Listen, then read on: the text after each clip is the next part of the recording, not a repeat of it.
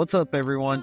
Welcome to Bluegrass State of Mind, the show where three college roommates talk life, sports, and all the ridiculous things that happen in an apartment we like to refer to as Room 302. We're bringing you stories, hot takes, and the kind of late-night debates that probably should have stayed in the group chat. So grab your headphones, sit back, and get ready for a wild ride through our past college life, sports, and everything in between. Let's get into it. This is Bluegrass State of Mind. What's up, guys? Welcome back to another episode of Bluegrass State of Mind. We'd like to welcome Mr. Trey Turner back to the podcast. It's been a little bit. He is back with us. Mason is out tonight. What have y'all been up? What y'all been up to? I mean, I feel like we've not been on here for a little bit. Colton, you been out of town for work? Been out of town. Me and Mason had to be in Nashville most of this week.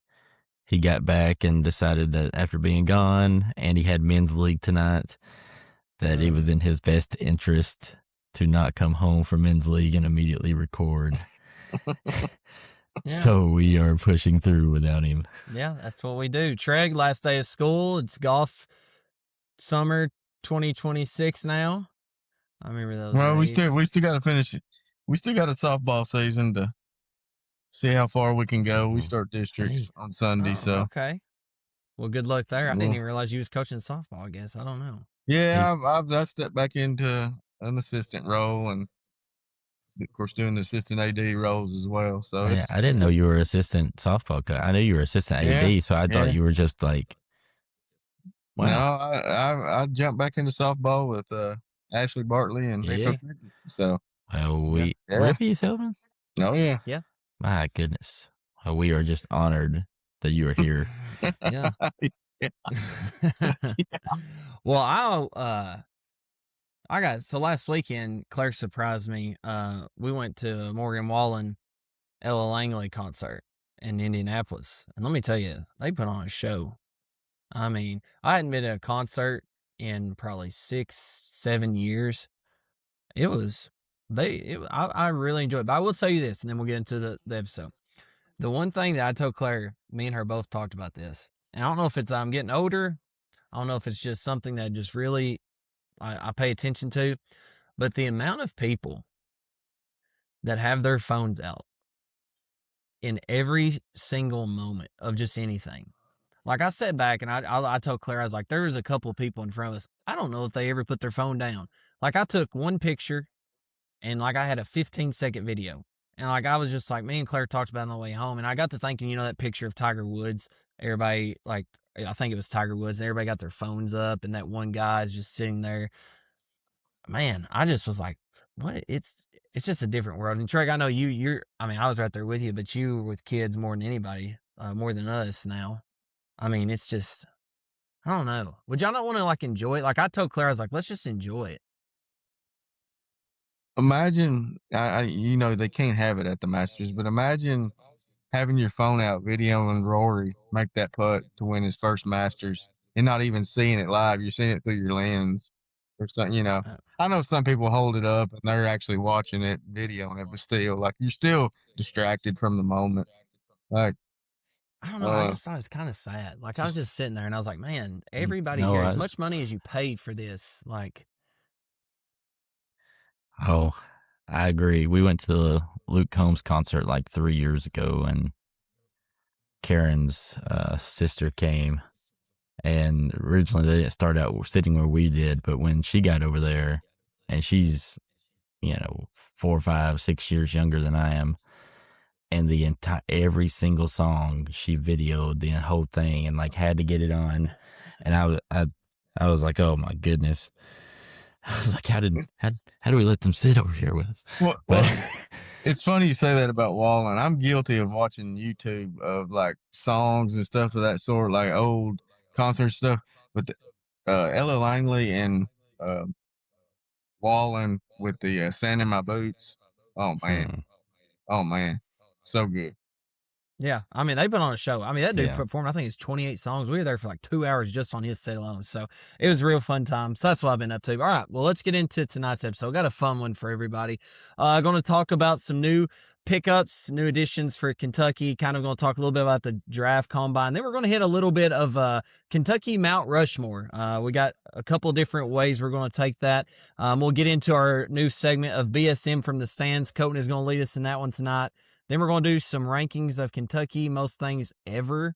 And then we'll end the night with a little bit of golf stuff. So it's been a while, pickup. One of the pickups that we had, Mr. Frank Kepnang. I don't know if I'm pronouncing that right, but it's a lot easier than some of these other guys that we picked up. We got a backup center, fellas, 6'11", around 250 pounds. He is previously played at Oregon and Washington, along with his teammate, now our starting guard, Zoom Diallo. This is his seventh college season because of COVID, injuries. He did get his eligibility passed, so this will be his 7th season. The man will be 25 years old during this upcoming season. When he was at Washington last year, he did average 6.2 points, 6.3 rebounds, and 2.1 blocks per game. Yeah, I mean, let's just talk initial thoughts. I mean, that was the spot that, some people were wondering, like, are we going to get a backup? Or like, that's kind of a spot we need with everything that's going on with Marino. We'll get into that here in a little bit. But, Colton, what was your initial thoughts on the pickup of Mr. Frank the Tank, is what I'm going to call him all season, because he literally is a tank. Yeah. I mean, I think it's a good pickup for, like, physicality purposes. That's really where I'm leaning at towards him, like someone that can give you maybe a little spark because he's physical. I don't think he's someone that you're looking to come in and be like, oh, he's going to be a 15 to 17 point a game type guy. I don't know if you saw what Jeff Goodman said, but he was saying that, if you, like, he's good for a 12-minute backup row type guy. But if you were expecting him to move the needle, that's not like who he is. And that's probably pretty accurate. I mean, maybe he'll be a little better offensively than we think. But based on everything you read about him and you watch, he is physical. I mean, he's 6'11", so I mean, right at 7 foot almost. I think which is good.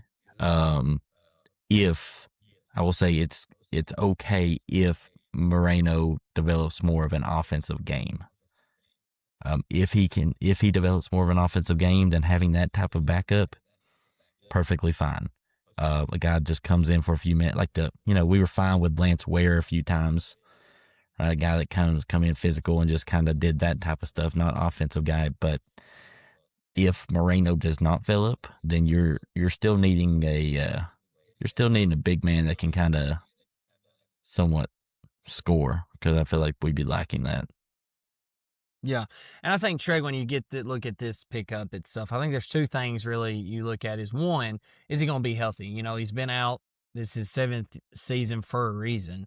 But then on the positive note, I think that it's kind of, Colton's already touched on it, looking at kind of the dynamic of who we have in front of him and Malachi. And they kind of play a different style of game whenever, you think of that tough SEC play, whenever, those big guys are down there and you need a little bit more physicality. I think this is one of those guys that can come in and absolutely make an impact as far as, some guards are going to think twice when they come in the lane with him, and then also just beefing up like a Chinaloo from Florida. We really didn't have that this past season, especially when we would find ourselves playing some really tough, strong fives. And, we had Diabate, but Diabate was also only 6'7", so that was something that we're missing. But for you, does this change anything? Does this, we've not heard, you've not been on here since we kind of our roster development, but as far as looking at it right now, does it?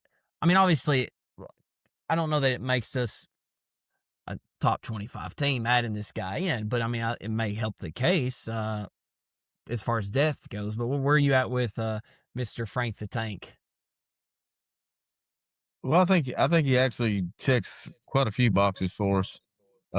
One, one box that will he end up checking is, does he stay healthy? But two, I think we did need the backup center. From the highlights I've seen, he runs the floor well. obviously defense is his calling card, which I think Yeah. is huge.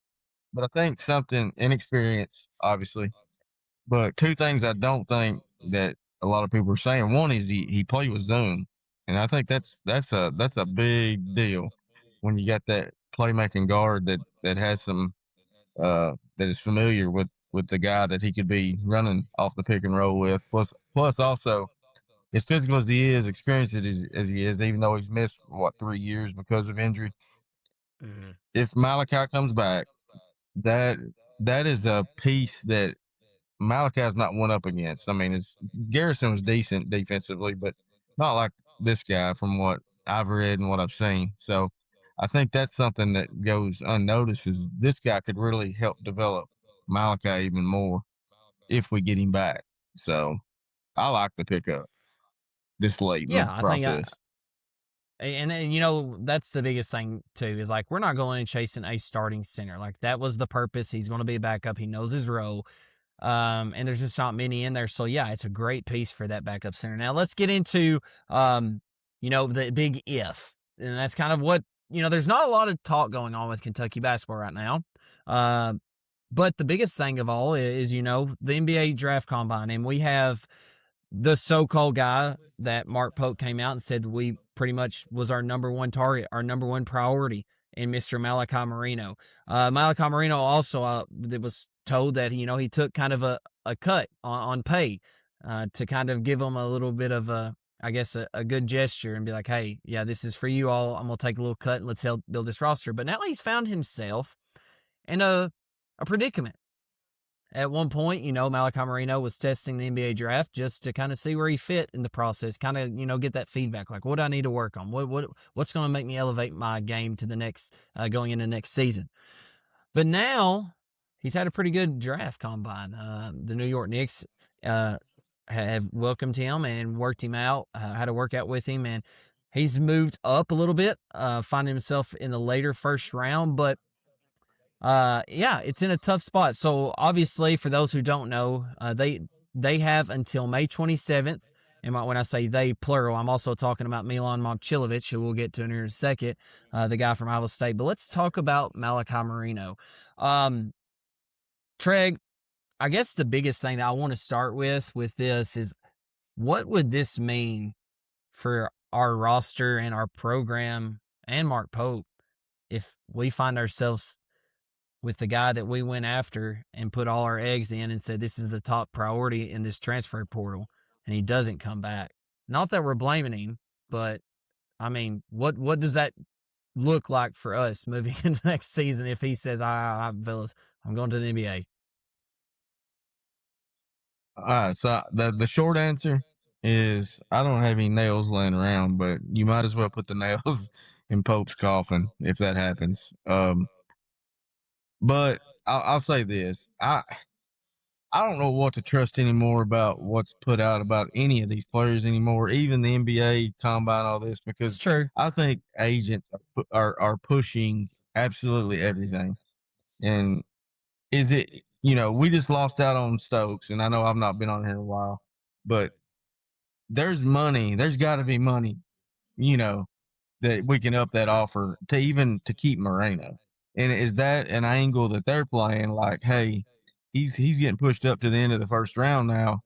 We may need to renegotiate this you know blind handshake deal we had earlier. Right. I just don't. These agents are running all parts of basketball at this point, and I think that could be some of it. I would be shocked if Moreno went into the draft. I would. I would too. But I think you bring up a really good point, talking about like PR status, the agents. Like now it's almost that we had the upper hand. That's not really the case now. I mean, I think that But we'd be is it? fools But to is it? You believe know what I mean? on what? Is it that we don't really have the upper hand? Because I mean, I don't know that we had it to begin with, just because of the It's age true. of college basketball. I don't think any program necessarily has it anymore because anybody can just jump in the portal. I mean, these players have all the leverage. Mm-hmm.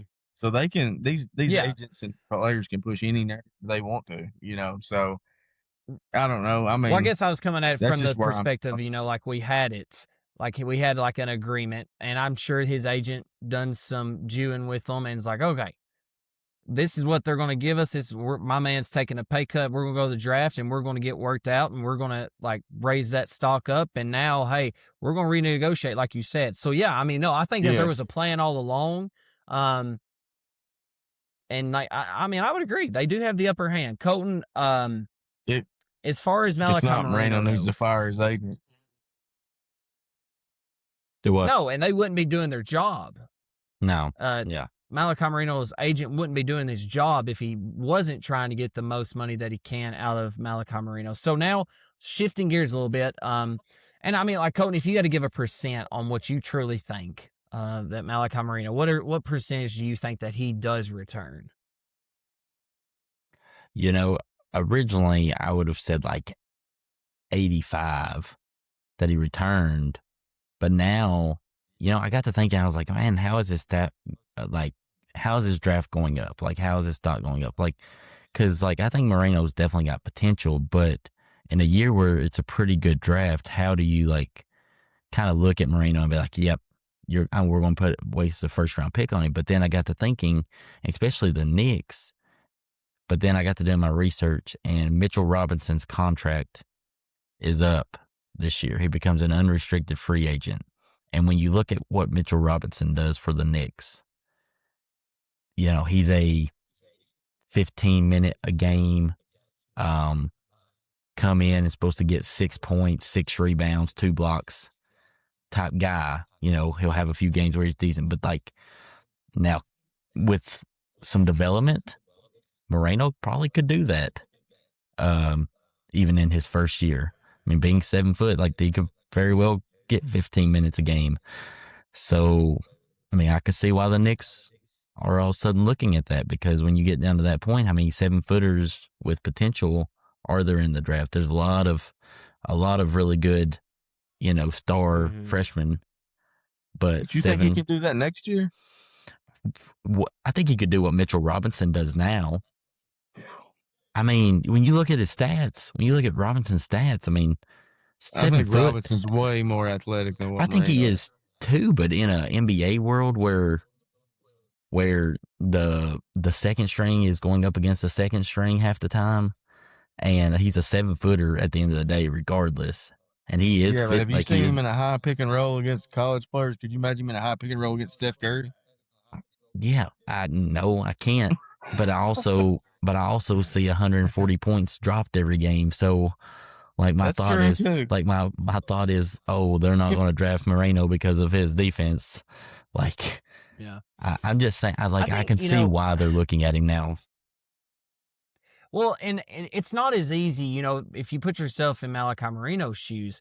I mean, it really is a tough decision, because you think, okay, yes, I'm going to could get paid maybe equal money, but like you do run a chance of, okay, if I go back to UK, there's this expectation. I mean, Mark Pope done said they believe that he's going to be the best college big in the nation. So like you run that chance of, if he has a down year where he made so much progress, then there's draft stock. And then also the other point I want to make that I really was like, man, that's a really good point. I don't know if y'all heard this, but they were talking about how has Malachi Moreno been able to raise his stock? And it has been by his play, but if you think about it, some of these guys who are in that later first, early second round, like both Milan Momcilovic and Malachi Moreno, well, I mean, they could go back to college and probably make more money. So the more guys that you have that are like, okay, I'm going to go back and make more money,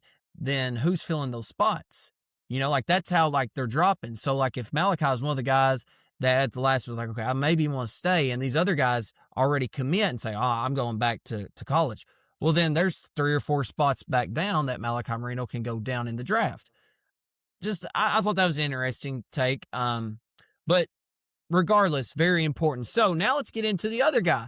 How important is it, Colton, that we, or I'm not going to say how important it is because I don't know that we would land him, but how crucial would it be for this year's roster if we were able to retain Malachi Marino and then also get the number one guy in the transfer portal who's also testing the NBA waters and Mr. Milan Momcilovic, who is Iowa State's all-star. What would that mean for our team? Would it elevate us really like just tremendously? Would it be like, okay, we finally are starting to move in the right way? Like what is your whole take on possibly adding Momcilovic?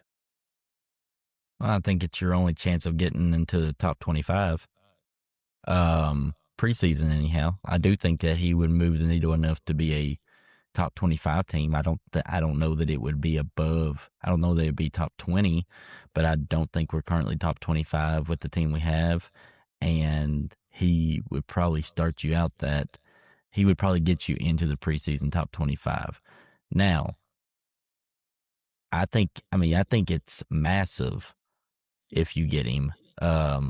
Especially because the one part of their team so far that I really do like, or that I do think could be pretty solid, is our backcourt. Like I really do think that Diallo and Wilkins has a chance of being like pretty good, like shifty duo that will kind of go under the radar. Really good 1-2 punch. I really think they've got a chance. I really like Wilkins' game. Like I think he's going to be discovered a little more this year. And Cam Williams, like if let's say all of a sudden you can put Milan in the 4 spot or put him in the 3 spot, and all of a sudden you got someone like Cam Williams coming off the bench again. Mm-hmm. You start looking at the depth of the roster being pretty decent in that form too. So, I mean, I think it definitely, I'll say this, if you get him, all of a sudden I think you're at least back to where you were this year, which, as we've discussed many times on this, was not good enough. But in a year where we said you have to be better, so far the roster you built is not looking better than the one you just had.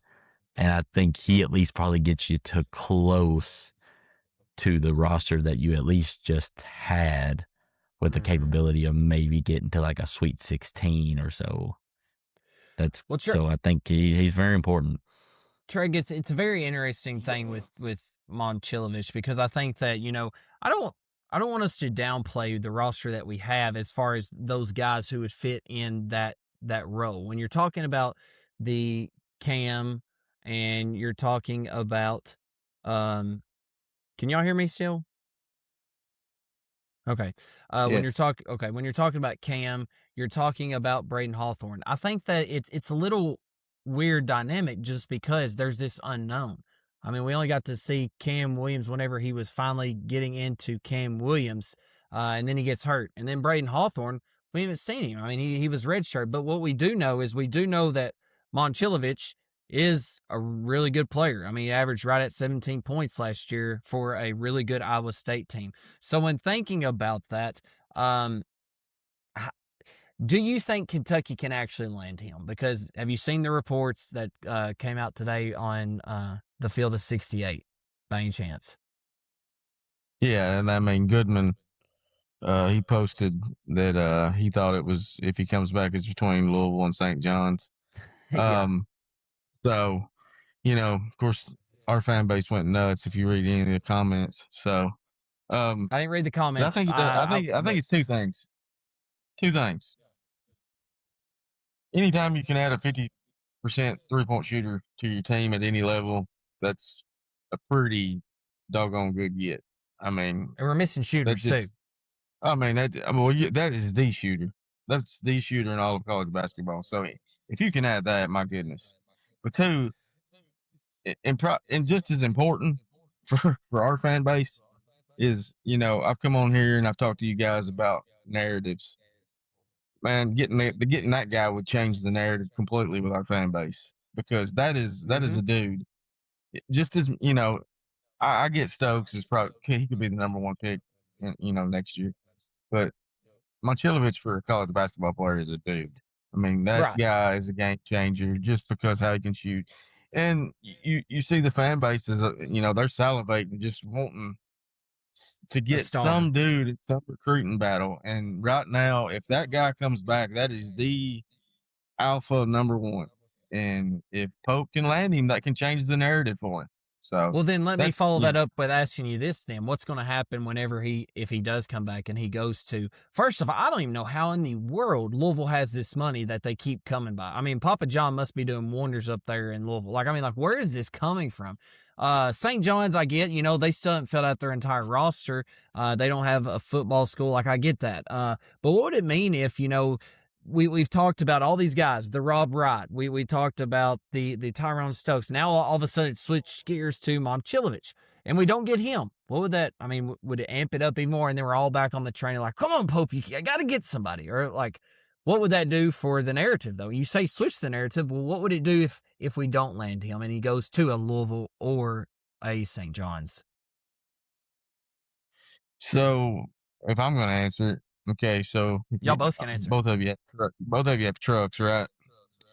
So we're cranking the AC up, not to the max, but we're getting pretty darn close. So that whiff of cold breeze that's coming through that truck is getting close to max level if we don't land him. That's the whiff we're talking about. Yeah, no, you have it just knowing what you had to do. If the noise was loud enough, knowing what the objective was going into this offseason. Pope's a smart enough guy that realized that. I mean, he even talks about, hey, we have to go get creators, right? We have to go get, we're trying to land that dude. And they talked about going all in on Stokes because they wanted to get that dude. Generational talent. Knowing that, because how many times did we talk about it, right? Yeah, because the thing is, Oweh was good. Every one of us loved Oweh, and he put up the numbers. But at the end of the day, there's always a difference between an Oweh and a Acuff Jr., right? And there is a difference between an Oweh and even a Mikael Brown type player. And to me, everyone was like, you have to go do that. You have to get that type of guy. We need that guy in a year that we just watched so many freshman stars around us. Just elevate their teams. We didn't have any of them.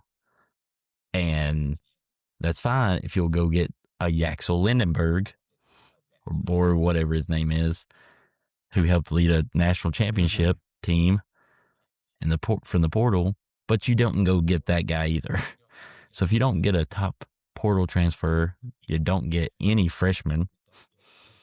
I mean, I don't know how you're supposed to answer these questions that you all of a sudden like to answer on Twitter. Yeah, I mean, at the end of the day, it's the results and getting wins. I agree 100%. Yeah. Well, let's that was a good little segment. I mean, obviously we got to at least bring one of them. We got to at least have Marino or Momchilovich, but would be great if we have both, and it's going to be doomsday times 100 if we don't get either. Let's get into our next segment. This is going to be a good one. We have not done this before. There's been some people have asked for it, so it's time to give the audience what they want. We're going to do a Mount Rushmore of Kentucky basketball. And I wanted to kind of switch it up a little bit. So how we're going to do this is Treg's task. Treg is going to hit his Mount Rushmore, kind of what I sent, the best of the best. And I didn't want us all to go on here because I'm sure we would have had some very similar answers. So we're going to kind of do a little different Mount Rushmore. So Treg's going to do the best of the best. Colton's Mount Rushmore is going to be the most impactful. What for whatever reason that may mean. But that's kind of what he's going to do, the most impact for Kentucky. And then I'm going to do just my personal favorite players for my Mount Rushmore. So Treg, you had a pretty tough task. Best of the best. A lot of greats out there that wore the Kentucky blue. Who's your Mount Rushmore? Talk us through it. So I kind of did it this way, I can go the route of 4 with the Rushmore. but I'm gonna have a fifth, and I did it based upon errors. Which, if you do the four, I mean, you could argue this is the four. Anyway, so the rough years, I've got Dan Issel. I mean, in any era, Dan Issel is probably the guy all over the record Yep. book. But Joby Hall, Goose Givens, Leading scorer, right? Excuse me, yeah, Dan Issel, yes. Goose Givens, 78, national champion, 41 in the title game. Maybe this guy, the third guy that I've got, he could be of the modern era. Well, of my modern era, probably the most important player in Kentucky basketball history because of where we were coming from. Jamal Mashburn, of the Patino era. And then obviously of the Cal era, I'm going with Anthony Davis. And then if I put a fifth one on there, the Tubby era, it would be Keith Bogans, who I think jersey belongs in the rafters at some point. Really? Keith Bogans. There's been a Go lot look of at talk go on look that at- lately. I'm the a big Keith Bogans. I'm a big Keith Bogans fan. Big Keith Bogans fan. But Bogans over Tayshaun Prince? Yep. Go look Really? at the stats. I mean, I mean, that's Monster. okay. And I mean, I think your list is. I'm glad you chose that one because I think that you was able to bring in a version that some of us younger fans like the Dan. I mean Dan Issel obviously, but the rest of them, Goose Givens, how great he was, the Jamal Mashburn. Like, I mean, we all would have probably been like, oh, Anthony Davis for sure. But how good those guys were in their time spent at Kentucky. If you had to pick one, though, Treg, who is your all-timer on that? I mean, I think, for what I've seen personally would be Jamal Mashburn, but I think, if you talk to anybody older than me that's seen all of them, it would be Dan Issel. But Mashburn was, And it's also, like he, kind of who you over the got to watch. course of multiple years, that dude was unbelievable. No, that's a really good list. I mean, it'd be hard to argue it. Well, I'm gonna go with mine, and then I'm gonna let Colton go. So my Mount Rushmore, this was really difficult for me. I got my top three pretty quick. The last one though is kind of tough for me. But when looking at, am I here? Yeah, Dylan's going in. Is he going in and out on yours, Treg? He's going in and out on mine. Yeah. Can you hear me now? Try it, DG. Yeah, I can hear you. Okay. Mine says trying to reconnect. It usually goes through anyways, on the podcast itself. But the four that I had, the first one being, and again, my list is going to look different than people who are older in their mid 30s and up probably. But John Wall, I mean, that was, I mean, my favorite player ever to wear Kentucky. That was like right in my prime days of watching Kentucky. The second one was going to be Anthony Davis, 2012, obviously, national champion. I mean, he's on the Mount Rushmore of all-time greats. And then my third one was a pretty easy one as well, Deron Lamb. I was a huge Deron Lamb guy. Putting the three up, kind of just, I mean, shot the lights of it. I mean, it was just a bucket from the three-point line. And then my last one was really tough, but I ended up going with Tyler Ulis. I really loved watching Tyler Ulis in that his senior year, kind of just, I mean, was the defensive player of the year along with the SEC player of the year. I mean, he literally, and being at 5'9", 5'10", I mean, the things he was able to do on the defensive side and as well as carrying a team to an SEC title. So that was my four on my Mount Rushmore: John Wall, Anthony Davis, Deron Lamb, and Tyler Ulis. Who's y'all's favorite player? I mean, you ain't got to give me a Mount Rushmore, but all time. I think, Colton, you said Tayshaun Prince, right? Yeah, Tayshaun. Yeah. Treg, who's your all-time favorite? Travis Ford. Oh, that's right. I knew that. Yeah, I did know that. The Ulyss he's up there. I loved Ulyss. Man, he was a dog. I love the Kentucky the guys. You know what I mean? Anthony Epps. Oh yeah. Anthony Epps was, the Cameron Millses. All those guys that loved it. Yeah. Colton, you're up next for your Mount Rushmore. This is the biggest impact, most impactful for Kentucky, for whatever it may be. Also a tough task. Yeah. So, this one's tough because I did a mixture, right? I didn't just do just players. I didn't just do coaches. So I did a mixture of who I felt. And Trade's already mentioned a couple, but number one, Adolph Rupp. Rupp Arenas. I mean, really the start of Kentucky basketball. What began the Kentucky basketball tradition, the legend. Everything from the beginning. Like, I mean, it's what started it. And still today, I mean, you're still Rupp Arena is known for being Rupp Arena, and you still hear the name Rupp. So obviously Adolph Rupp is up there.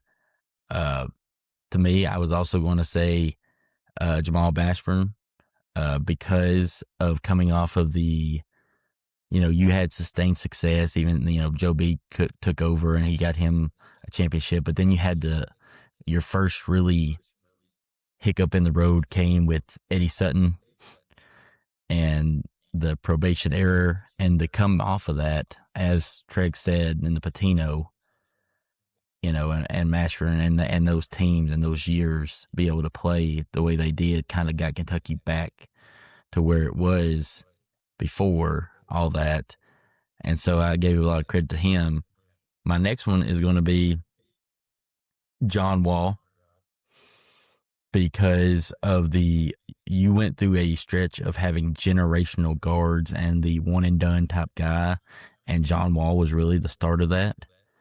And that went through a whole nother era of Kentucky basketball on which we were getting elite guards that wanted to be like John Wall, that wanted to play like John Wall. And so I think that he was one of the most impactful players because people wanted to do that and be like him at Kentucky, which leads me to my final one, and that's John Calipari. Who would have ever guessed? But I mean, look, impactful. I wish Mason was on here. I know. I wish Mason was on here too. It was. And now had Patino been at Kentucky another 7 or 8 years, I'd have said him instead. I would have 100%. But given he was not at Kentucky that long, and it looked worse because, like Tubby, granted it was Patino's players, but Tubby stepped in the first year and won a championship. So it didn't look as bad with Patino leaving. But now, given where we were at after the Billy G time and how low that period was, to given the type of run that we had, and I mean, he changed it, right? He just changed the complete outlook between the type of players we were able to get. He made the Kentucky brand big again, big, and he did it for 15 years. I mean, I'm not sure how long did Joe B coach for. Do you have any idea? Because while you're talking, we're talking about the guy who has the second most wins in Kentucky basketball behind Adolph Rupp. It was over. I want to say it was over 10 years. So I mean, Cal's got the second most wins, as many titles as Joe B, Patino, Tubby. It says he coached for 13 seasons. Yeah. So I mean, and so he's the second longest coach. 85. Yeah, something like that. 90 but or 72. So then 85. he becomes the second longest coach. Yeah. I don't know how you don't put him up there personally. Yeah, you could go with different players, but there's all kinds of players. There's all kinds of players you could add. Yeah. I thought about adding Goose Givens, right? I thought about adding someone like that. But as far as really across a long period of time era, like those guys impacted it for multiple years. No, it's a tough task. I wish Mason was on here. I'd love to hear it. And I wonder if he will ever be able to look at in on an episode of Bluegrass State of Mind in the camera and be like, I was wrong. I don't know. Hopefully he's not going to be wrong, but we will see. Which leads us to our next segment that we started on the last episode, BSM from the stands. Colton, we have not heard this. Treg, do you know what BSM from the stands is? All we do is Colton has picked a comment and we're going to react to it. And we don't know what it is except for him. So, Colton, floor is yours. Let us know what BSM from the stands has for us tonight. Yeah, so the comment tonight is not a big long one like the last one that we did, but it's simple, but I think it holds a lot of meaning to it because I think it talks about where we're at. So on one of our episodes, we talked about what it would take for Kentucky to get back to like a 10-year stretch of success. Now, we may not see the Calipari era again, like as far as that 10-year run, like 7 Elite Eights, whatever it was. Like you may not see that again, but what's it going to take for us to be a top 5 consistent program year in and year out for a 10-year stretch again? And we talked about, a GM, coaching change, all this stuff. And there's a comment on that episode that commented and said, it's time y'all realize they may not get back to that level. Look at Bama football. And so then it caught my eye and I thought to myself, I thought 2 different things. My first thought immediately went to, like, are we in denial? Like, are we in denial that we have become this? Like, I think we talk about it and we're disappointed, but then we follow it up with like, we are Kentucky. We are like the standard. We are the stuff. Are we in denial about who we are now? I mean, truly. And I was like, do you really think about Bama football the way you thought about Bama football during the Saban era? And so that was where my first thought went. I was like, oh my goodness, like, are we actually just like in denial about it? But then the other thought was like, once we become that type of fan base, or once we become to the point that we just settle or that we accept what we're doing, then that means we're okay with what's happening on the court. We're okay with the round of 32s. We're okay with just making the tournament. And I don't want to be that. I don't want to be that. I don't want to be cheering for look, I'm a Titans fan. I have to be okay with that during it, right? Like, how will they make the playoffs? Let's go. Yes. Fantastic. But for Kentucky basketball, I don't want to be that. And so to me, I don't want to look and realize that they may not get back, because I see Duke still succeeding. I see UConn still succeeding. I see Florida's won another championship after they won 2 with Billy Donovan 20 years ago. Like, I see these bigger programs still doing it. And you cannot convince me that the University of Kentucky, between the resources that we have and the name that we have, and seeing that the viewership is still number 1 when you see most watched games, it normally has Kentucky in 6 or 7 of the top 10, cannot get back to being that top 5 type program for a 10-year stretch. So, I mean, what's y'all's thoughts on that comment? Go ahead, Trey. I mean, we're definitely in a rough patch. There's no denying that. Are we Bama football? Bama football had some rough times before Saban. So I think we're just in the bottom of one of those waves right now, and we'll come back from it. Is it next year? I don't know. I mean, is it looking great? No, but we'll come out of it at some point, because number one, I mean, yes, we're still a brand.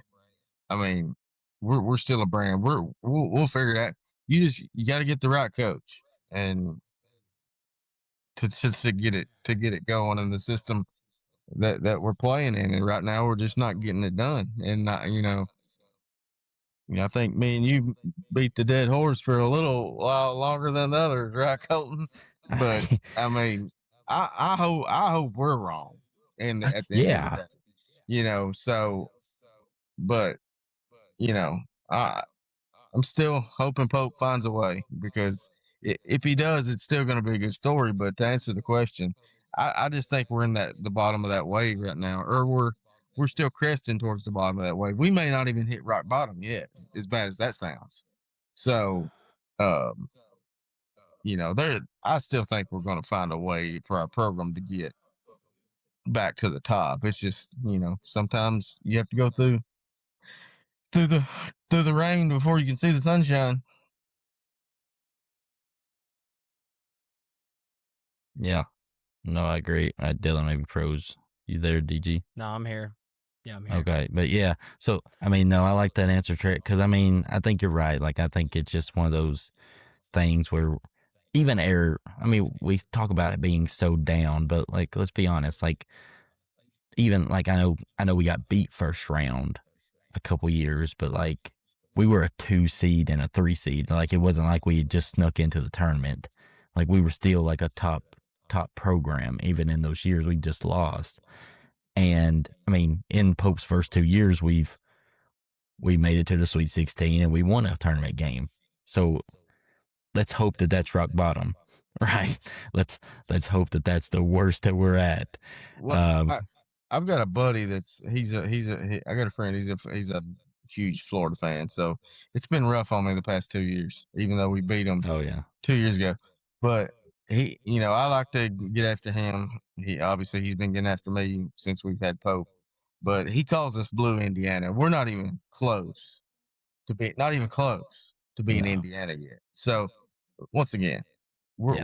we'll come out of this. Yeah, I agree. What's your thoughts, DG? Are you kind of feeling what Trey is thinking, or is there a part of you that's like, are we kind of in a denial stage? Like, are we just not accepting of what we are currently seeing as a product? I think of the Ella Langley song I heard. Seasons come like seasons go, I guess. No, I agree to an extent. I think the biggest thing for us as Kentucky fans, especially, like, I guess more so, yeah, I mean, well, yeah, who are our age, yeah, our generation, is that we've never been here before. So it's not a denial, because there's been plenty of Kentucky fans who knew what was going on. Like, I mean, Trey, that went through the Billy G era. I was like, oh man, like, is what's going on? Like the Sutton year, like we were so immune to success that we took for granted the success of what we were having. And yes, I think that, myself included, was, I guess, not numb, but didn't really think that NIL would have such an impact on the front of the jersey, not meaning as much, because it just doesn't. Now, if you have the right coach, you can go down that alley, but I'm just not used to it. So am I in denial? Yes, I understand, and I know that we're in a rough patch right now. I'm not denying that. I mean, if anybody listens to our podcast, the overall fan base, though, if you have somebody that's like, oh, we're okay, we'll get out of it, you got to be real careful with that. I mean, because then it's like, how long is it going to be? How long is this rough patch going to last? I don't know. Hopefully it's going to end this year. Hopefully we make a turn to the next page. So I guess I'm right in the middle. I guess I'm not really in full denial, but I could see where you're coming from. Actually, I'll tell you, my first thought when you said that, when talking about Alabama and Kentucky, I mean, my first thought's like, man, like when you think of SEC football, I don't care that they've been out of it. I don't. I still think Alabama. When I think of college football, maybe I'm different because I'm just not around Ohio State fans all the time, or I'm not up north. But in the South, in Kentucky, I still think Bama. Roll Tide. Like, so for us to be still in that conversation of, like, that's the way I was listening to it when I was hearing. I was like, hey, if we're the Alabama football, like you said, we are still the premier. We are up here. Now, we may not play like it. but we sure enough have the PR, the fan base, and we will be back. So I'm right there also with Treg that, like, it's just a season. Like, it's going to, I don't know how long this season's going to be, but we'll get out of it. I'm old enough Craig, to you got remember anything to bad add? Tubby years. Yeah, Right. I'm So old see, enough to like, remember you the have a bad. good perspective of it. Like, So, I have like, not ever had this occur that I remember. of course, even when Tubby won that natty, it was Patino's guys. You know, he never really got the credit probably he deserved with that season because on paper that roster, I mean, you looked at they beat Duke, they come back from against Duke and look who all they had. I mean, what he was able to do that year, but even he had the recruiting issues, and then he finally got a big recruit class with Randolph Morris and Joe Crawford and those guys. And that was actually probably his best recruitment class that he had at Kentucky, but it still wasn't good enough. He wasn't, he was having multiple lost seasons, and I just remember everybody just on his tail. It was as bad or worse than probably with Cal the last few years. So, Well, and see, let me say that's something about another Eddie thing. Sutton. Go ahead. Go ahead. Eddie Sutton, had he not got caught cheating, that dude could coach. He would have probably won a national championship at Kentucky had he not got, obviously shouldn't have cheated, but if he would have played it straight, he was good enough to win at Kentucky. He was a heck of a coach. Mm-hmm. Well, and so what I was, getting into that a little bit too is that, like, the rumblings that I hear, like, well, Kentucky, their fan base, like, it's just they just run these guys off, like, like, why are you all treating Pope different? Like, and from everything that I've heard, like, this is just part of it. Like, I don't remember, well, no, like, look at Tubby. Apparently there was Joby Hall. Apparently there was it was mixture with the fan base. So, like, it's time to get rid of him. Like, the noise was loud is what I'm getting to. It was just louder now because of social media. It's more easily accessible for people to see and hear. You wasn't having to pick up a newspaper or, see it face to face. Now you got Twitter warriors. You got Bluegrass State of Mind podcasters, like it's a lot easier to hear all the rumblings and hear the negativity or even the positivity, what for that matter. Well, that's the one reason why Patino is so revered, is he left on his own terms. He was never pushed out the door. The reason Patino's had is because he went to Louisville. It wasn't because of what he did at Kentucky. Like, that's why you still see, the old heads that are like, golly, I wish we could get Patino. I wish we could get Patino back because he left on his own terms. Yeah. He was never pushed out by the fans. So I think that's, once again, it's that narrative. Wow, that brings up and I hate we're going down rabbit holes, but I think it's a good conversation. Colton, I know you are such a Cal lover. If I had to count how many times you mentioned Cal on the episode, me and Mason were talking about the other day, like, no matter what, Cal is mentioned at least once or twice. But what would it be like, do you think, Colton, the perspective, if Cal had left on his own terms? Which he did sort of, but not really.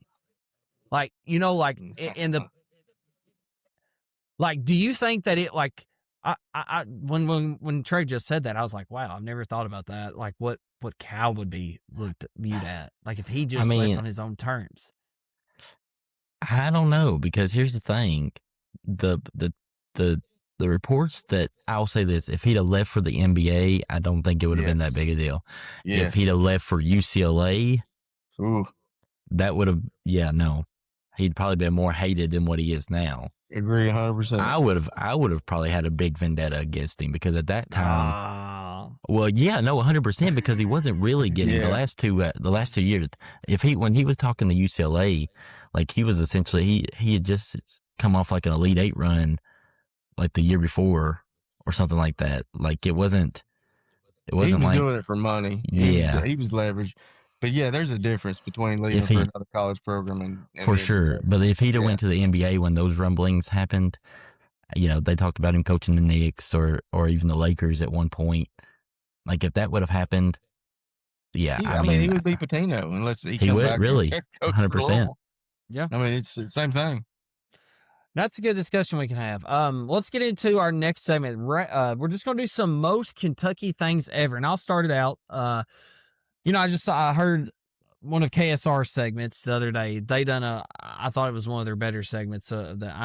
Sometimes I don't like their stuff, but I thought that they done a really good job of talking about. They just done some Kentucky slang, and I was like, man, that was hilarious. I really like that. So, we're gonna list some things that is just the most Kentucky thing ever. I'll just start off with one. It's not necessarily funny. It's just a Kentucky thing that it is what it is. Mine is everybody knowing everybody in a small town. I mean, like no matter where you go, Walmart, basketball game. You go out to Rolando, a local pizza place that we have here. You are going to see everybody before you even get to your table to have a seat. You are going to stop probably 3 or 4 times while you're eating. You will stop while you're eating to talk to somebody at least 3 or 4 times. I love it. Sometimes it can get a little aggravating on knowing everybody and knowing everybody's business, because it is completely different. Because when Claire moved here, she's starting now to fully like, oh, I saw this person at Walmart. I saw this person at the bank. So I think that's one of the most Kentucky things ever is just, everybody in the small town, which leads me also to this. I think that this is funny. This has nothing really to do with the small town stuff, but I guess it does. But not most Kentucky things ever. Is those guys or girls that are at small or high school games that are up against the football fence or in the basketball seats, and that, man, back in my day, they would not have touched me, or just like that, being that guy that's always at that game and just saying, these boys just don't know what it's like to play now. When I was playing, whenever I hear some Craig, of that is he from taking some a shot people. at you? No, it's not a Treg. Treg Oh, don't ever come up to me and be like, man, back in my day. I'll listen. Yeah, listen. I've heard Trey talk about a lockdown defense. Well, No, not for me. Not for me. I was a good help defender. I wasn't a good on the ball defender. But I just think, I think it's hilarious. If there's anybody that like that one guy, because I do, I got him pictured in my head right now. That one guy that just is like, anytime you sit with them or talk about high school sports, they bring it up like, man, back in my day, my team, yada yada, this and that, and I'm like, man, let me enjoy the game. It's funny you say that. Do you have anybody ever come up to you that like you've not seen in a while, and they come up to you and talk about just a particular game, maybe one that like was a career night? Like, yes, I had a career night one night, and I swear to you, I was definitely a better baseball player than I was a basketball player. But I can't tell you how many times most people come up and tell me about my best basketball game that I ever had, and they just, I mean, I bet I hear it twice a year, 3 times a year from people that I've not seen in years. And that's what they'll talk about. They'll just come up, I remember that game that night you had. You know what I mean? They don't even miss talking to Treg the person. They're just like, I remember that one game. Yeah, that one game. Colton, what is just like the most Kentucky thing ever? I got to think about, just in honor of the Fountain Run Barbecue Festival going on. I know where you're going with this. Is festivals. Yeah. Like, we have a watermelon festival here in Tongassville. We have a Fountain Run is still in Monroe County, and they have a barbecue festival going on this week. I think Edmonton have a pumpkin Edmonton has a pumpkin festival. I mean, everywhere around here. I mean, there's festivals all over, and I just sit there and think to myself, like, that is, I mean, it could be anything. Now, granted, that probably happens a lot of places, but you think bigger, like you think of Fountain Run population, than the fact that they have a barbecue festival. What about the biggest money maker for our elementary schools? Yeah. Or fall festivals. Oh, the fall festivals. The fall festivals. Yeah, absolutely. I mean, so festivals, right. I mean, is that track. We put one of these hats in the barbecue festival for a silent auction. There you go. So we're getting out there. So if you're going to the barbecue festival this weekend, there you go. Good advertisement. Go by and try to see if you can get the hat. But that, I got to thinking, that's first where my mindset went, and then also nicknames. like it just seems like it don't take nothing to get a nickname. I'll be honest with you. I mean, they call me. I mean, I go by Bulldog. And I'll be honest with you, people ask me all the time where I got the name Bulldog from, and I don't really even know. Like, Me. I'm the one well, that gave you Bulldog. In college, I'm the one that gave you Oh, Bulldog. And I'll give see? you the backstory behind it real quick if you don't even know. It didn't even come from me. Grayson, Rich, and Chandler Clements called me Bulldog for just a little bit. And I was like, I don't really, that don't fit me. So then I started calling you Bulldog. And I was like, that fits Colton. He's a Bulldog. He wanted rid of the nickname. No, I already had Somebody DG. else. I already had DG. He didn't Like that it. was no, that I just had DG. That was my nickname. Like that's what. So, I was like, Colton is the Bulldog. Oh man, I didn't know what I'll be honest with you, because I didn't. that's to pretty me, fly, DG. To me, it didn't really. It's a good one. Like, I didn't hear it that much. I guess I didn't really pay that much attention to it until. Get rid of your nickname by giving it to somebody else. I'll be honest with you, until I started hearing it at the golf course a lot more during that during the match play event. So that one match play event that we had it all in 1 day or 2 day span, all in a whole weekend, and I played Skipworth first and Trevor Eisenberg in the same day and won both. And he was a Bulldog. Those to go to the Final Four, and the whole all the golf course then started using the term Bulldog, but it just happened like nothing. Like, and I sit there and think about what they call you, Twig, right? I'm a man of many nicknames. But I think Critter. I can't tell you. Yeah, right. I think Critter. I think Twig. I've got Twig. People call me Pig. Now, when I was at Cumberland, they called me Bluegrass. Yeah. Bluegrass. So those are a couple of mine. Real quick, and then I'll let Trey go. You know what they called me on my college basketball team? Colton, you know this, don't you? Maybe not. So there was one game, my freshman year. Of course, they've always known me as the small town guy from Tompkinsville, talking a clean guy, don't really do nothing crazy. Well, there was one game, there was a referee. I mean, I went up and I was very adamant, yelling, screaming. And all of a sudden, I get back in the locker room after the game and yeah, DG, we're going to start calling you a killer. You a killer now. So then they started calling me Killer. And I was like, okay, sure. I was like, okay, call me Killer. So then they that's literally what they called me my freshman and sophomore year. Then kind of change over of people. So, but DG stuck. So, Treg, what was for you for the most Kentucky thing ever? Well, I'm thinking of two things. Number one, it just happened first Saturday in May, just the Derby. If you've never been, go one time to Churchill on Derby Day. Just go one time. Don't have to do it. Just take it all in. When those horses come down the track the first time to go around the first turn, oh my goodness. And then when they play my old Kentucky home, when they're coming out on the track, the hair on the back of my neck stood up. I mean, it was unbelievable. But the second what year did you go? Nyquist won. I think it was 2013, somewhere in there. 14, 13, 12. It was somewhere in there. Year they got, I think, championship got 14, vacated. 15. Yeah, 14, 15. I don't know. It was somewhere in that time. But the next thing is I want to take you back to your college days for this one. You knew most people wouldn't know the town that you lived in. So if I told them Gamaya, most people's not going to know that. And then sometimes I even use Tompkinsville, even though I've never really lived in Tompkinsville. I would say Tompkinsville, and some would pick it up. But then I would say, I'm from Monroe County. That's where I'm from. I'm from Monroe County. I'm not from the town. So I think a lot of course, we've got 120 counties in this state. So I remember using that a lot. I'm from Monroe County, and people would automatically know from, school sports and things of that sort, and kind of the roundabout way where you was from.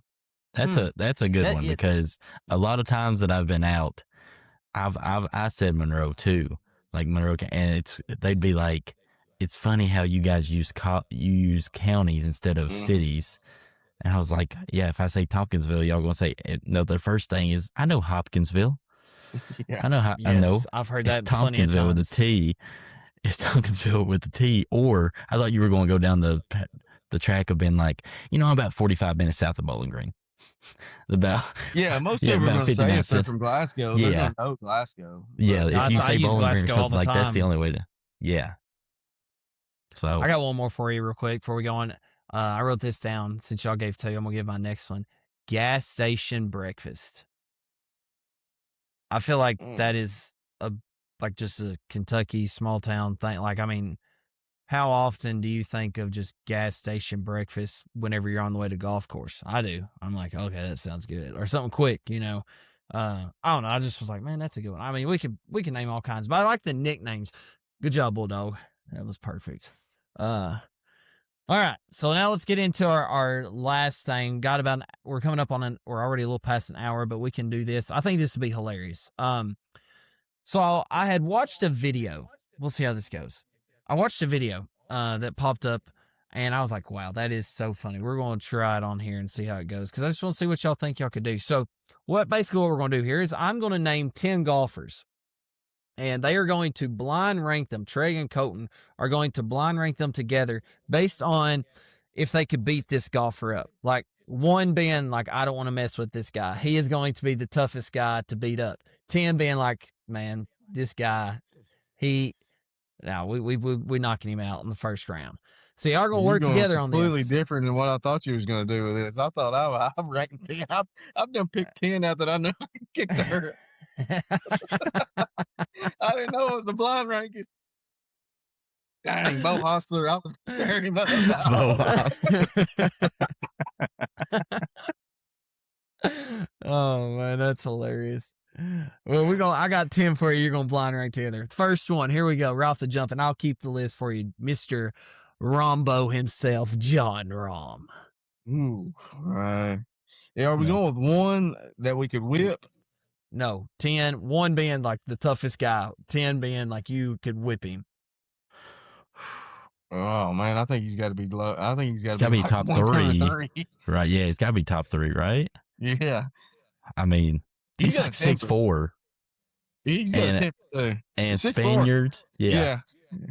They can't see on the video here, but I'm vertically challenged. I don't know if I want to mess with 6'4" Rombo. So where are you going on the list with Mr. John Rahm? I'm going. Let's go 2. I'm good. Let's go 2. Okay. Next one, Mr. Colin Morikawa. Oh, he's up. Oh, 9. Yeah, 9. He's like 5'9". Yeah. Okay. California too, ain't he? California. Nah. Surf cat. Yeah.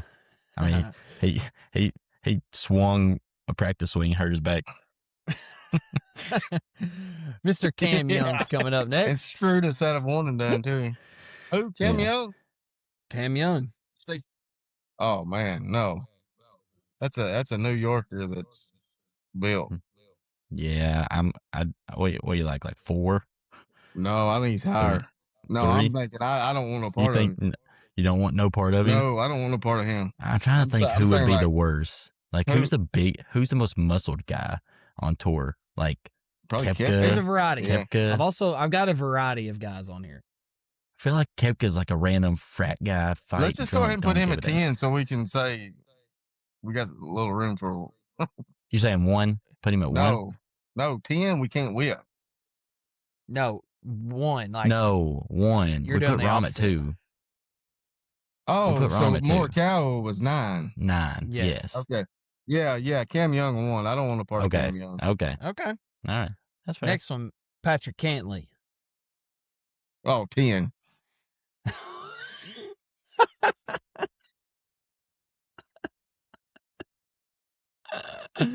I gotta have some reason why. I put him on my list. Hold on, Trey. Code's like, let's not jump the gun here. Let's hold on a little bit, because there's some small statured guys that I would rather take on than Cantley. Hey, that's you. I'm kicking his ass.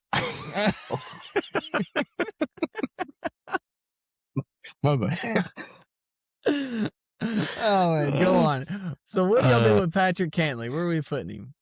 I'm saying 8. Fine, I'll go with 8. But are you wanting to meet middle, or are we going 8? No, we don't got 9. We'll go 8. Okay, we don't got more call at 9. All right, here we go, Mr. Rory McIlroy.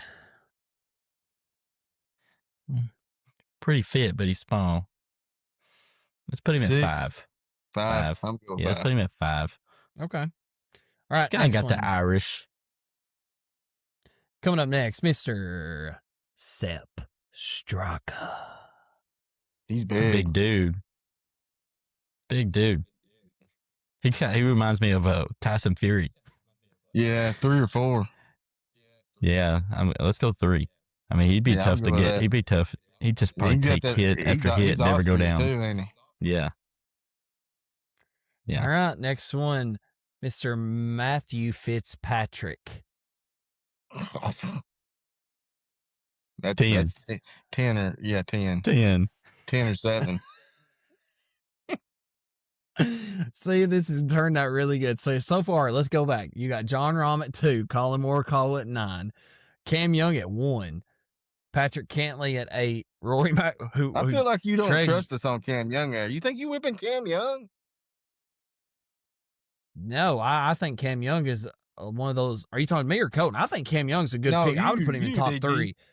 No, I'll put him in top 3. I think that he's one of those country boys. I feel like, even though he's from the city, New Yorker, I wouldn't. Yeah, I don't know. He's quiet too, man. That's the guys you don't mess with. Rory McIlroy at 5, Sepp Straka at 3, Matthew Fitzpatrick at 10. Next one, Mr. Brooks Koepka. And at 4. Yeah, the highest number available. All right, your next one, Trey, you would be this perfect match for you, Mr. Brian Harman. Oh God, he's a. I don't know, man. he could be a little Mighty Mouse. It's true. What we got left? 6 and 7, right? Is that it? Yeah, that's it. I'll say 6. All right, we'll go 6. Who we whooping on 7?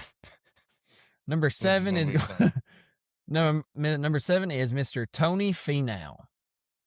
Oh man, he's tall. Hard. He's got the reach. Yeah, he's like 6'3". He's tall. He's tall. Oh well.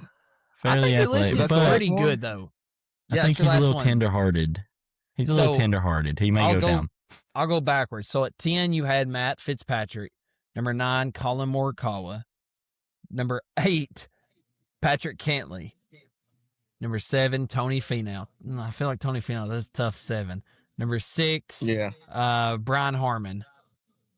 Number 5, Rory McIlroy. Number 4, Brooks Koepka. 3, Sepp Straka. 2, John Rahm. 1, Cam Young. I think your 1 through 4 is solid. You got Cam Young, Sepp Straka. I would switch Finau with Rory. Yeah, I think that. You got that Irish bar fighting type. I don't know. Finau's got the reach. I ain't got a prayer. The Finau, unless I kick him in that bad ankle. It's the dog in the fight, not the size. The quote of the night is Patrick Cantley. I mean, it's just as soon as I said 10. I swear I switch him if it's Patrick. I swear he's on my list. I know.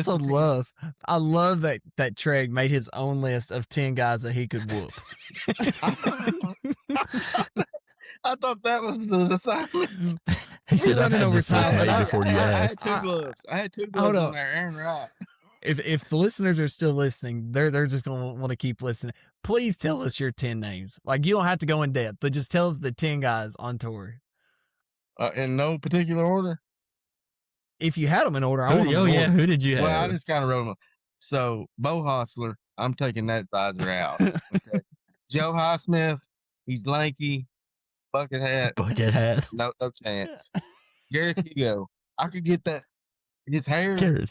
He's already late to the fight anyways. He's got 2-stroke penalty today. Tearing him up. Peter Malnati. Oh, my goodness. You're going for the bucket hat, guys. And the guys that use a different color ball. Cantlay, Aaron Rye, Harry Higgs. Now he may get, but Harry, he's crazy. He's crazy. I don't know about Harry Higgs, Trey. I'm getting that dweeb too. Who'd you say? Ben Griffin. Break the Aviators. He's done. And then, I'm gonna look bad on this one.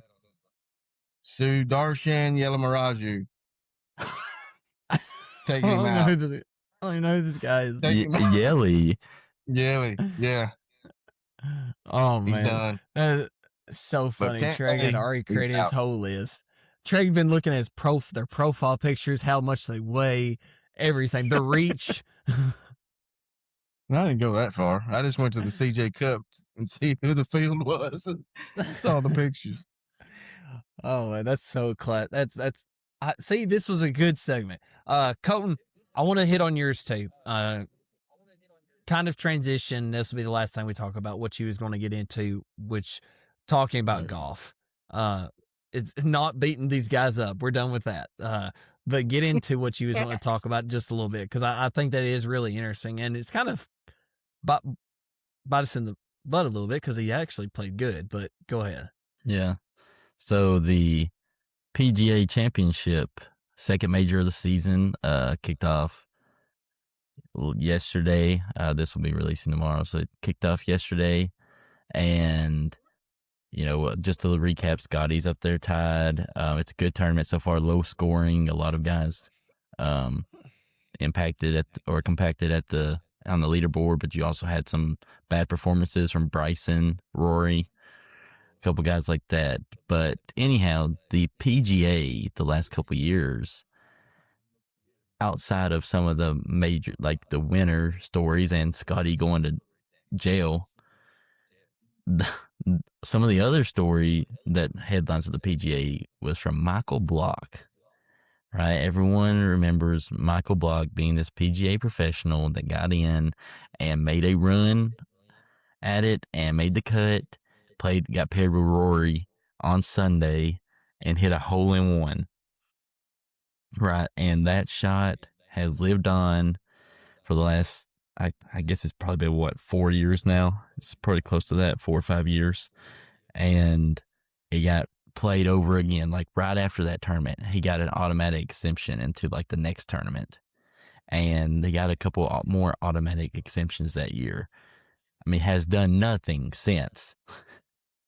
Anytime he got the opportunity, I mean, did absolutely nothing.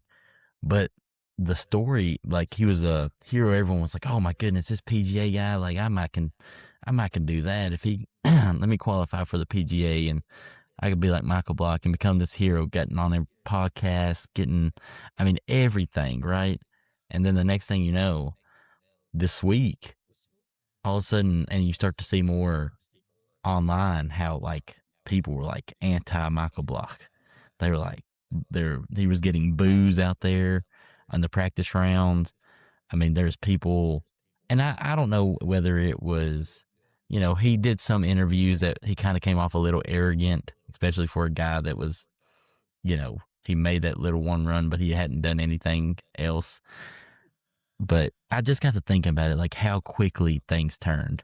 Like he was like a hero. That shot was amazing. Everyone was talking about how amazing moment that is, and now it got overplayed so much that it's like people were so tired of it.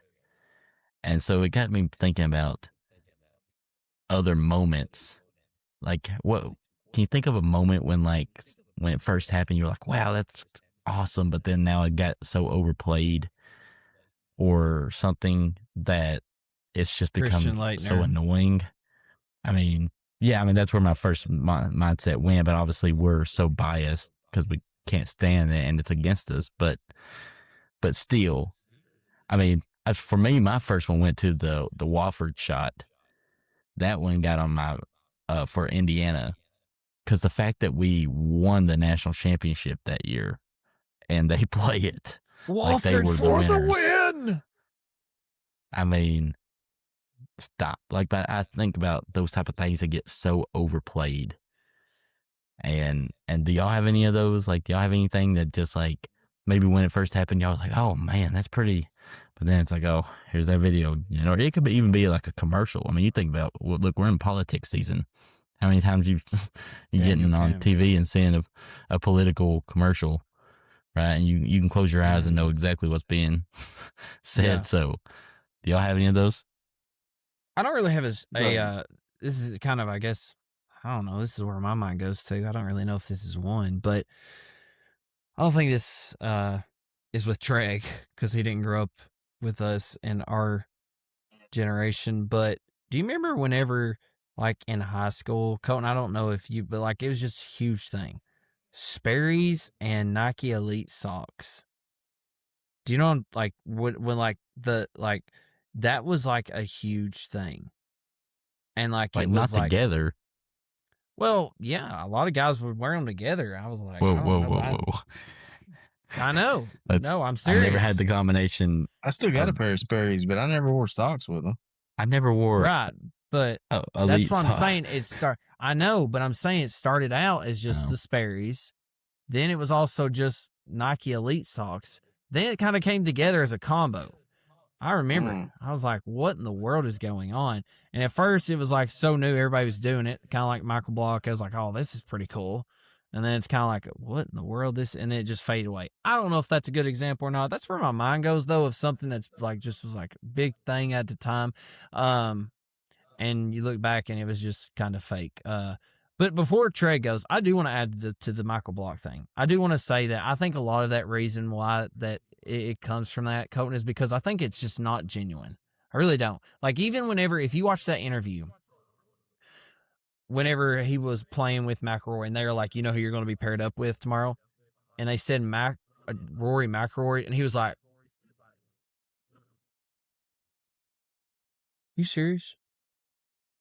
Like, I don't know. It's kind of like a fake reaction. Like, maybe that's bad for me to think. Like, I don't know how he reacts, but like, I just didn't think it was very genuine. Like, it was kind of like, come on, man. Are you serious? Are you serious? Like, it wasn't just like, wow, that's so cool. Like, it was, I don't know. Maybe it was genuine. I don't know. And then kind of the dramatic stuff. Like, even today, he had a little incident today on Thursday during the round where he was like doing something with his chest after he made a putt, and the crowd was, I don't know. But Trey, what's one of yours? I'm probably getting off topic. Well, I'm going to be the bad student here and going to say that I've Mark Poped this assignment. I don't really understand the assignment. So, or I didn't understand the assignment. So I just picked out like a big moment in sports and just thought, it got pushed into oblivion because maybe something else that had happened or something. And I just had two examples from that. So That'll work. one of them was Johnny Manziel. Well, I mean, I think it could go any way you want. I mean, Johnny Manziel was this big thing, and then, obviously off the field stuff just kind of wore on everybody, and he ruined his career and, been in trouble and this, that, and the other. And it's like he's trying to fight to get back into the public eye, and just people are just like pushing him away, kind of like the Kaepernick stuff. That's a good example because that's from a hero to public enemy number one type of deal that we're talking about. Mm-hmm. And my other example is a baseball guy. He's the only guy to ever hit 2 grand slams in an inning, Fernando Tatis. And he was going to be this next big thing. And I think the steroid era got him. And like now you see clips of it every now and then, but it's not, you don't see it as probably as much as what it should be, because I mean, it's the only time it's ever been done in baseball. And it's not even, it's hardly ever showed anymore or even talked about, for that matter. That's just what I got. Maybe I went south on that. That's my bad. I don't know why that immediately popped in my head. But I'll give you a sports one. Didn't really turn into a public enemy, but just kind of was like the biggest thing ever, and then just disappeared. It lasted a little while. Linsanity. Ooh, yeah. Ooh, Linsanity was a good one. Yep. Jeremy Lin.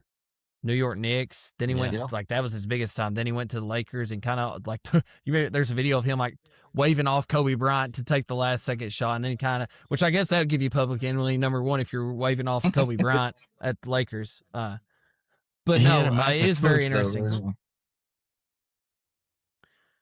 Do what? Yeah, I mean, when it was big, it was big. Wasn't it in New York too? Yeah, it was the Knicks. Yeah. It was when Melo was there too, I think. Well, hey, Trey, thank you for coming on tonight. This has been probably our longest episode, but we had a really good time with the who you could beat up segment that lasted a little longer than what we probably thought, but I very much enjoyed that. For those who are listening, we appreciate y'all for making it this late in the episode. Don't forget to always subscribe to our YouTube channel and follow us on our socials on Instagram, TikTok, and Facebook. We appreciate y'all. And this has been another episode of Bluegrass State of Mind. And as Bulldog Patrick always Cantlay, says, Gamay, Kentucky, 42140. This gets to Patrick Cantlin. Go Cats. as always, as what Bulldog always says, go Cats. That's a wrap for this episode of Bluegrass State of Mind. If you enjoyed the show, make sure to hit that like button and subscribe so you never miss an episode. Also, be on the lookout for our social media pages and be sure to follow them. We've got plenty more stories, insights, and conversations coming your way. And if you really loved it, make sure to share it with a friend. From the hills to the hollers, thanks for tuning in. Until next time, keep that Kentucky spirit strong.